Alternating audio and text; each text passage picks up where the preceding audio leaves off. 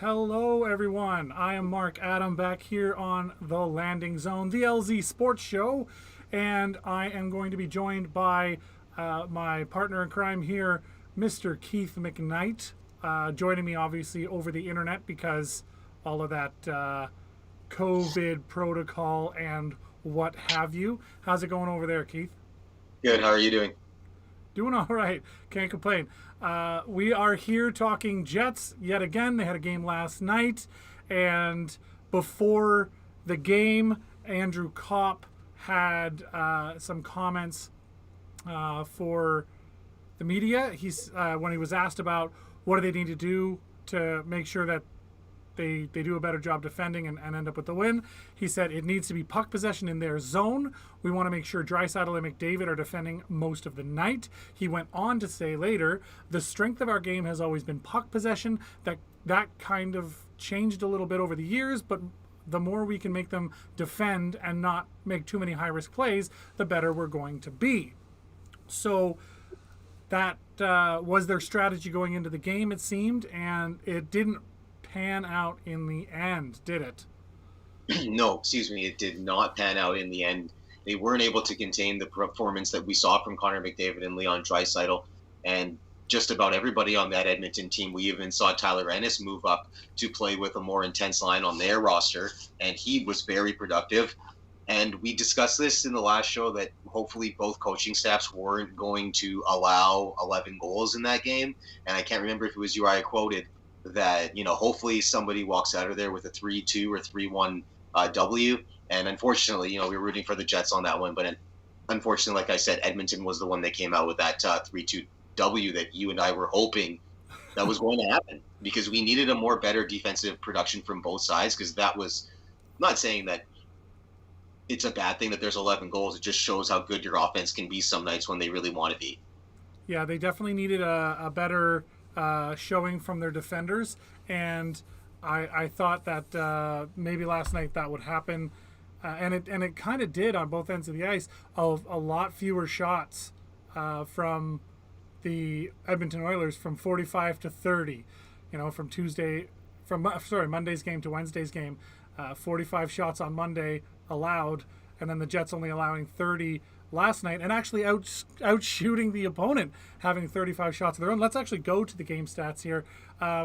The unfortunate, 3-2 for the Oilers there, but somewhere that the Jets have been struggling is at the face-off circle. 50% seems to be about the best that they can manage, and I think that's costing them a lot of opportunities in the offensive zone when they're only winning half the face-offs or less. And I think that's a big deal. Power plays, there were way more. There were way more power plays this time round than there were last time, and only the same number of goals each. So they each power play goal, same as Monday night's game, but 20 minutes in penalties to the Oilers was a little bit unfortunate that the Jets couldn't capitalize more than they did.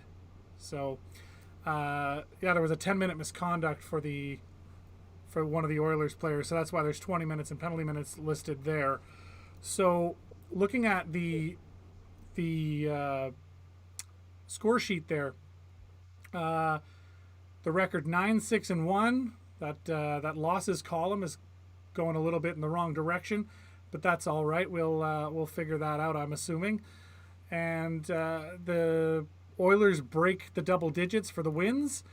They do have one more win than the Jets, but they have played two more games. So that's an important distinction to make. They do have the opportunity now to win their next two games and then be up a game on the Oilers.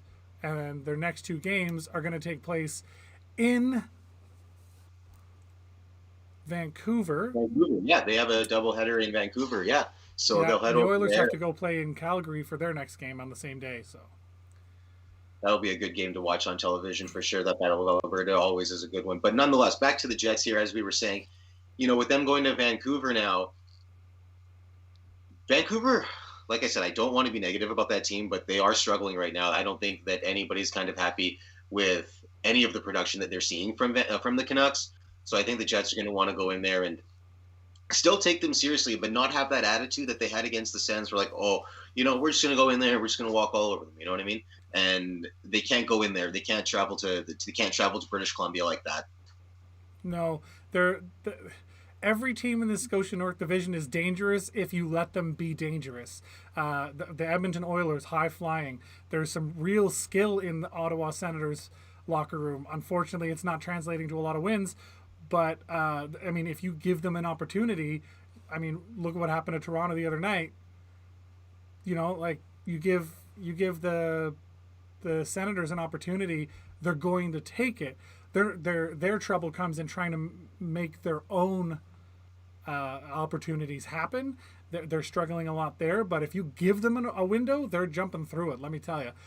So this division is a lot more competitive than a lot of people in the States are saying. Like, oh, look at that division in Canada, because Ottawa is literally at the bottom of the entire league standings with 4 wins, but 4 wins for Detroit as well. I had a couple other ones that I forget off the top of my head. I'm sorry.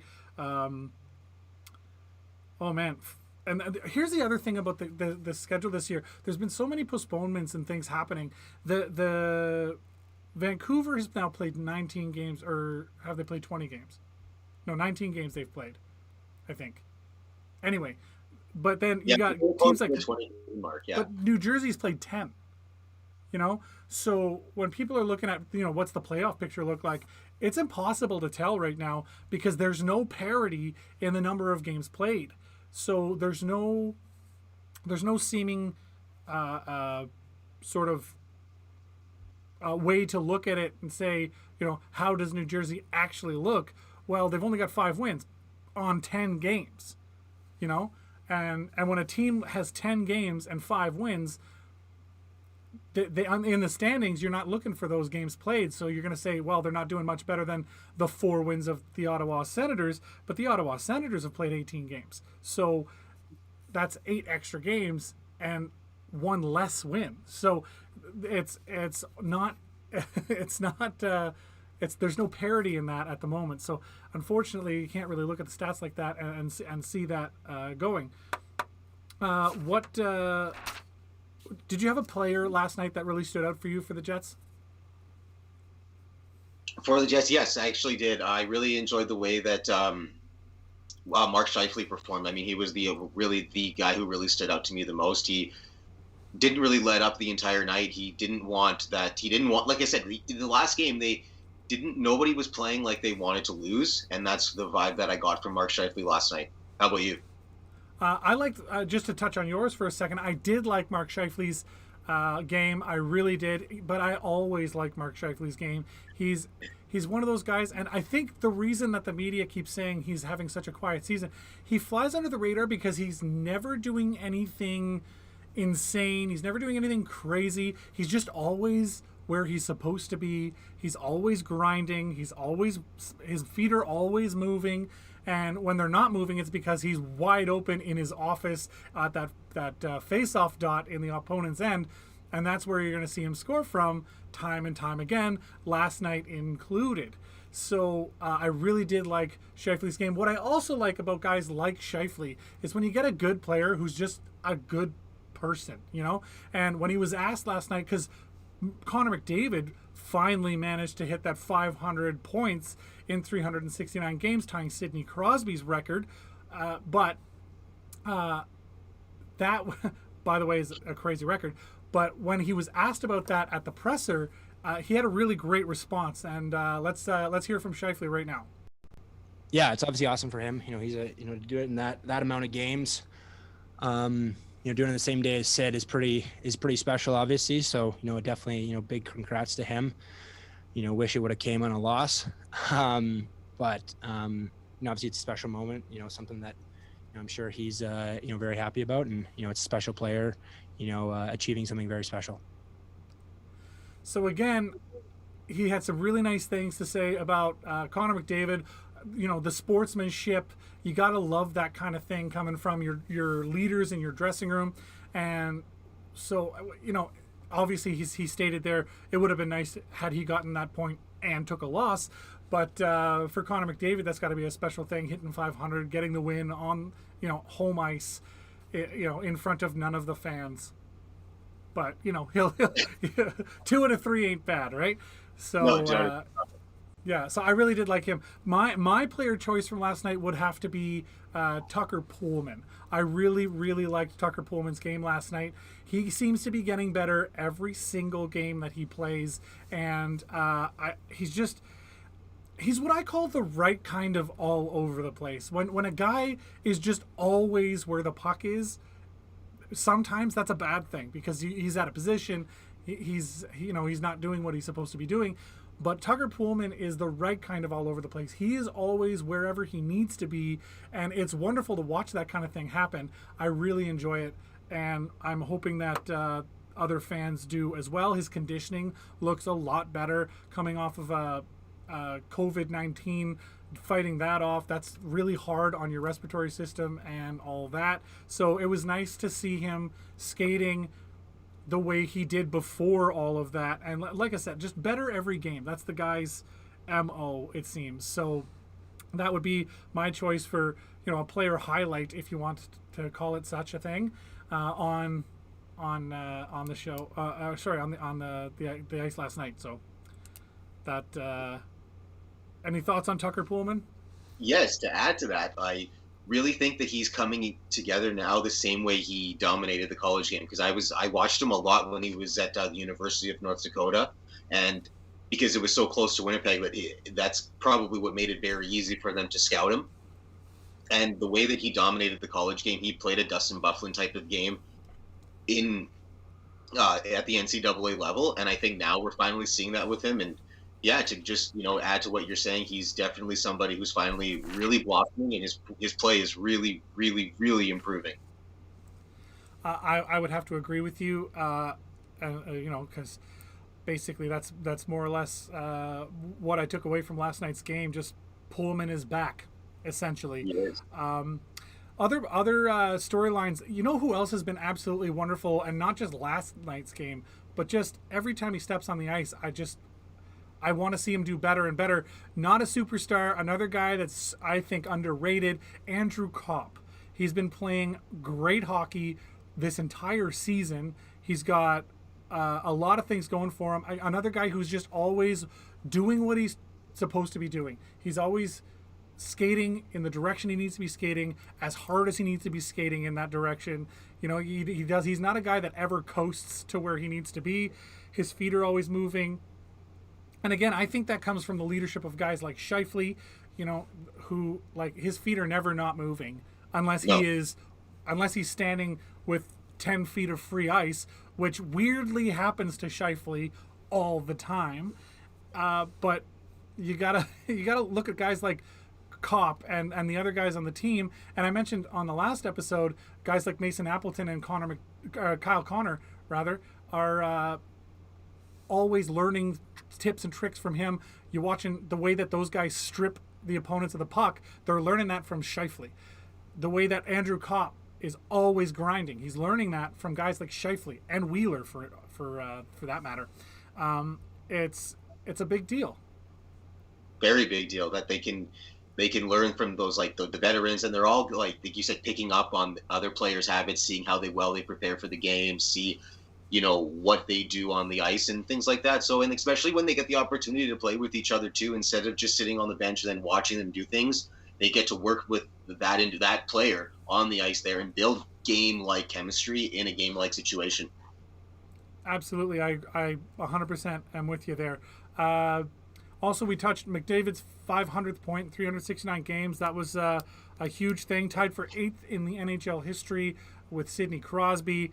And that goal came 3 minutes and 45 seconds into the game. And not a big deal, McDusty over there. I mean, McDavid, yeah, not a big deal. Yeah. But unfortunately, that goal was first blood, and 20 or so seconds later, boom, there's another one. And it's all of a sudden, the Jets are playing from a 2 goals behind less than 5 minutes into the game, which, as we've discussed before on the show, they tend to like to do. But again, it's not a sustainable way to play hockey, because they did have that second and third period that the Jets looked absolutely amazing in. And honestly, they didn't look bad in the first period either. No. They just had those 2 plays. And I mean, Connor McDavid's pass, that was absolutely insane. Puljujarvi, Johnny on the spot, gets the when you're gifted a puck like that from a talented player like McDavid, you have to score. And then Leon Draisaitl is a superstar in his own right. Those two, McDavid and Draisaitl, are leading the league head and shoulders in points. And when you got 2 guys like that happening, it's unfortunate that they came 20 seconds apart, but those were both 2 plays. I mean, what are you going to do? Hellebuck would probably like that second one back, but that was a great shot. Draisaitl is a guy who can pick a corner. His shot's hard. He releases quickly. It's hard to judge those shots when you're a goaltender. So I would like to see the fans in Winnipeg recognize that wasn't like some sort of defensive meltdown that caused those 2 goals, and move forward accordingly. So what are your thoughts there? Yes, when I was paying attention, I had to rewind the game quite a bit when I saw Draisaitl score that goal, because he came back from around the net, from his blue line, and we talked about this when we were on the phone last night. McDavid does not skate. He just continuously crosses his feet, or he always picks up his feet, so that's why he gets all that speed.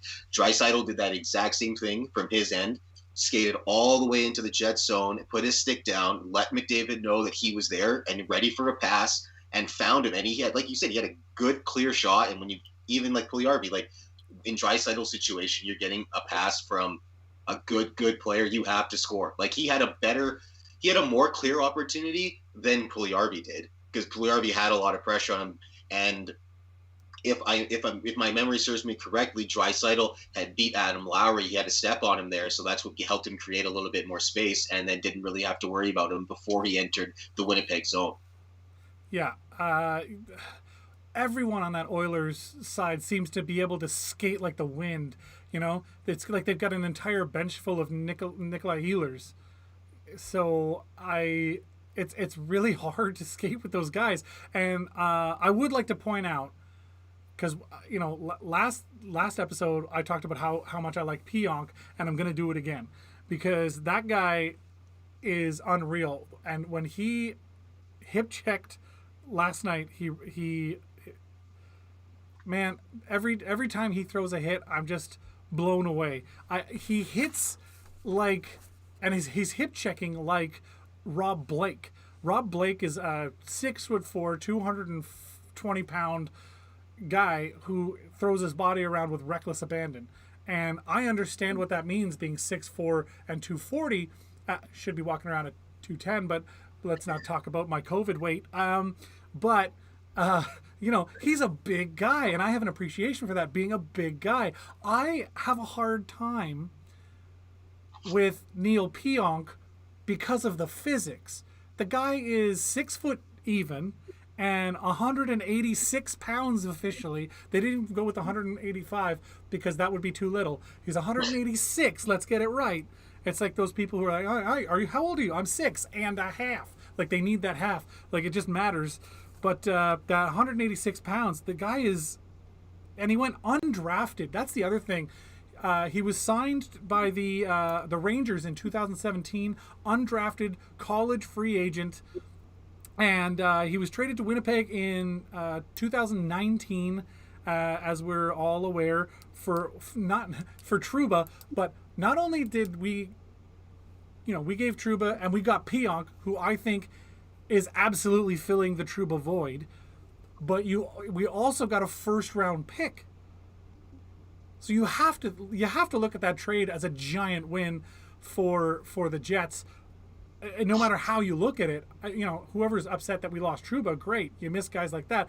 Pionk is not a guy who is letting that Trouba hole just sit there empty. He's not. He is absolutely doing everything that he can to make that work. So I'm I love the way the guy plays. Pionk can play any type of game. So as a coach, you got to love players like that. You tell him to go out there and do something very specific, he's going to go out there and he's going to do exactly the thing you ask of him. And he's not going to question it. He's not going to second guess. He's just going to go out there and do what you tell him. And he's going to do it well. That's the other thing. The guy's got skill. He's got vision. He's always moving the way he wants to be moving. He's very coordinated. He can handle guys who are the best in the league in Draisaitl, Nugent Hopkins, Connor McDavid. You can put him out there against anybody in this league, and he's going to hold his own. I can't praise his play enough. To add to that, it's almost like I forgot that Jacob Trouba ever played here because he's filling that void so much, right? Because he's just, everybody knows that he's here. You almost forgot that Jacob Trouba was involved with that trade. And I also saw a headline when I was before I was looking at the stats. I can't remember if it was before the last game, or sorry, just after the last game, or it was just this morning, but praising the Neil Pionk trade. They're like, the Jets should also appreciate how they won in that trade as well. And I guess that we're, unfortunately with Pierre-Luc Dubois out right now, we're able to see that again. How the Jets just have so many people that they can work with. We've seen it with their guys that can attack the net. And if a guy like Neil Pionk can play this defensive game for them, I know head coach Paul Maurice will be very happy. And in our last show, he was our, I don't know if you want to pick like our Jet of the night, if that's what you want to go with, but he was the guy that we both agreed. And at first I kind of felt I was going to take some heat for that, but you were just like, no, he definitely had a great game and he's continuing on with that type of play. Yeah, absolutely. He's exemplary of what the Winnipeg Jets want from their defense. So you got Josh Morrissey, who's solid. You got DeMello, who's playing very well, and we haven't. I don't think we've talked about him enough. But unfortunately, he's living in Pionk's shadow, and Pullman being back takes a little bit of the attention as well.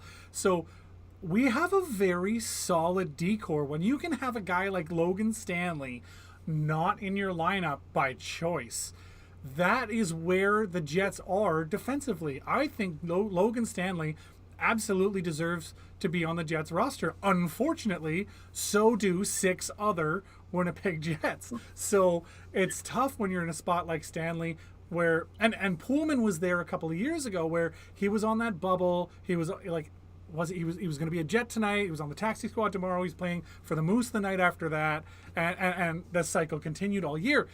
So I really think that the D core is, there's no one guy for the Jets right now. There's just a guy taking all the attention in Neil Pionk and somehow managing to keep a lot of that attention despite the huge storyline of Tucker Pullman having COVID, being back, So it's great to see the depth of skill, not just on the forward side, as we've talked about many times on this show, but on the defensive end as well.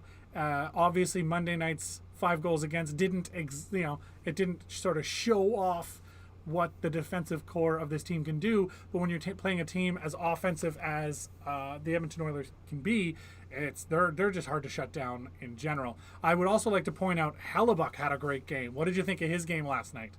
Oh, he performed exceptionally well. He's just continuing on, and we always say it doesn't take very much for a goal to happen, and that goal that Draisaitl scored on him, he just picked his spot.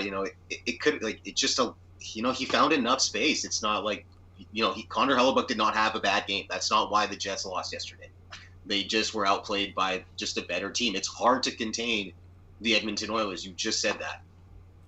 Absolutely, and I would like to point out too that third goal was scored after, because it was on the power play, but Connor Hellebuck had just made an amazing stop, right? The Jets were collapsing. And again, power play goal. What are you going to do when you got a team as powerful as the Edmonton Oilers and you give them 6 opportunities at it? They're going to get one of them. Like that's a no-brainer. But keeping them to less than 20% on the power play is a big deal. But that goal was an amazing stop by Hellebuck. Unfortunate bounce directly to the stick of an Edmonton Oiler just sitting there. that guy got gifted a goal, and he's not going to miss from there ever. You give him that opportunity, he scores 10 out of 10 of those. So unfortunately, Connor Hellebuck did everything he could there. You can't blame that goal on the goalie or really on the defense of the team, being a power play goal, being, the one of 6 they went the Oilers did. So I'm not mad at them for that. So no, we can't be. And I just wanted to touch base on this too. I had a chance actually to speak with one of our viewers, Alvin Garton, yesterday, and he was asking us. He was asking me where is Sami Niku, and I said, hey, that's something I'm going to bring up to Mark on the next show. So shout out to him for that. Bringing that up. It was nice to connect with somebody that's watching. So thank you, Alvin, for watching. And yes, where is Sami Niku? Is it because they just have that many people that they can choose from? And that's probably the reason. I think that absolutely, it again goes back to that depth problem, if you want to call it a problem. It goes back to that issue of we have too many players worthy of spots on this club. What do you do with those bubble players?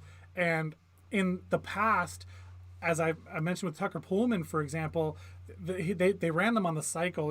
He would play tonight, he'd be scratched the next game. He'd play tonight, he'd scratch the next game, back and forth and back and forth.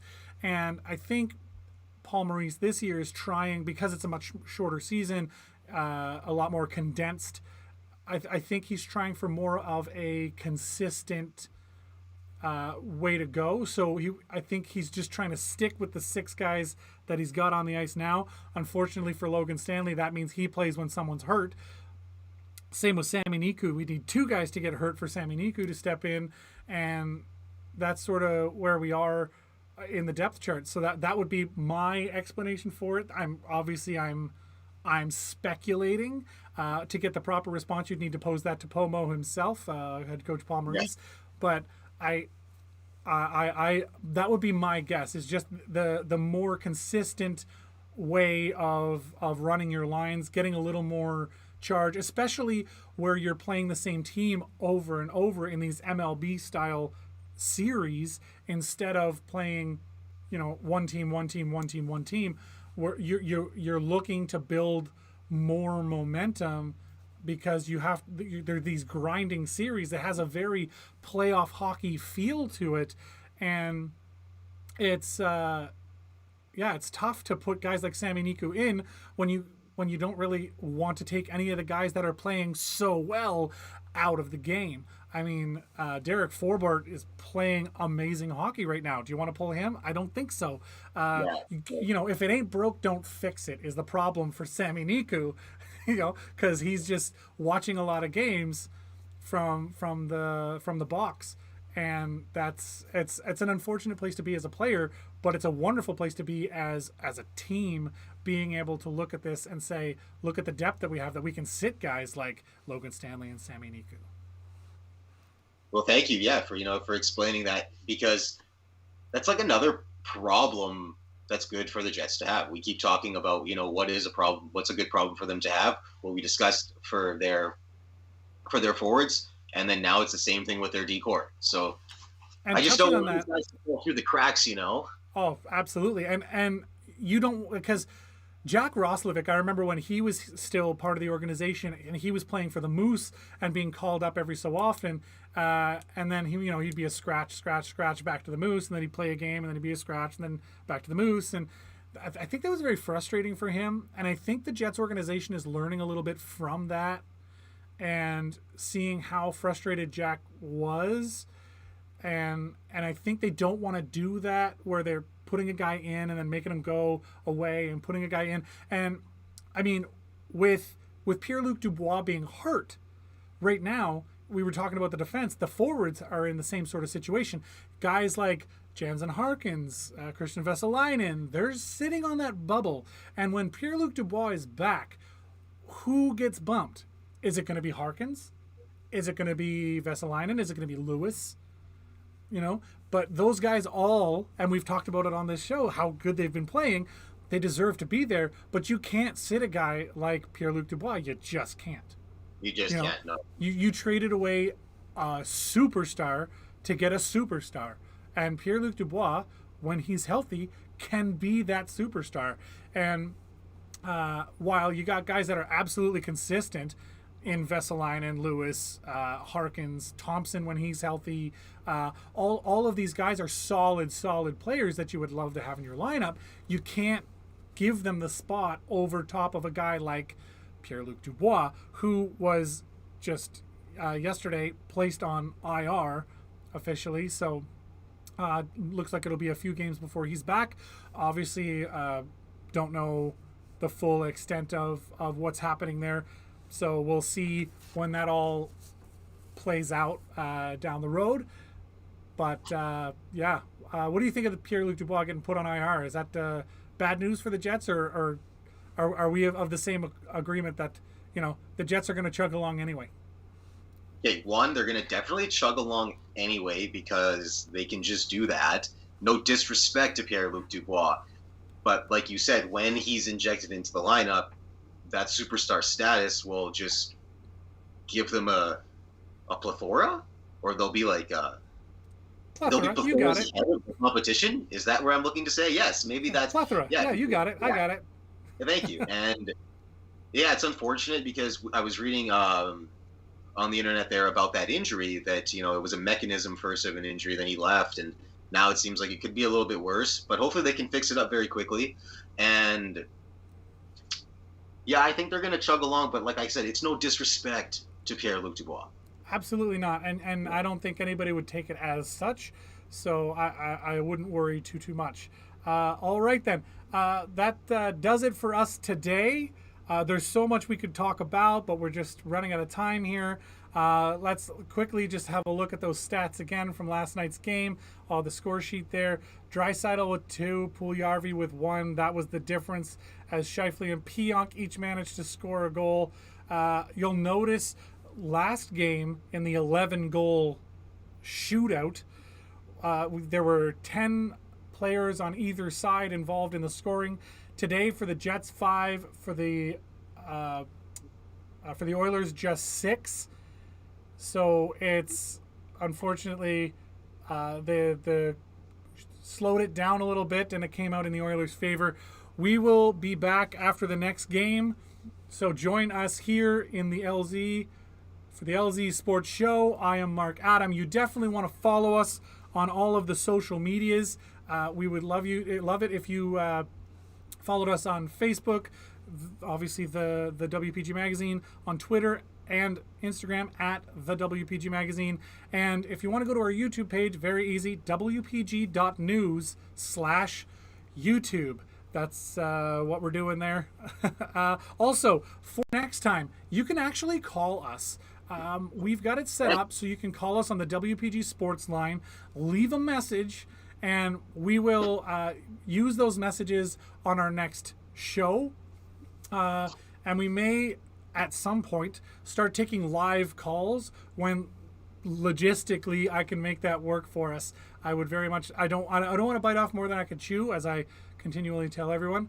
But this show, I think, is a great place for fans to come and watch and talk. And Leighton Janice joining us, thank you very much. Great stream, we appreciate that. See, we also have the YouTube comment section where you can chat along with us live during these episodes, and we would greatly appreciate it if you did.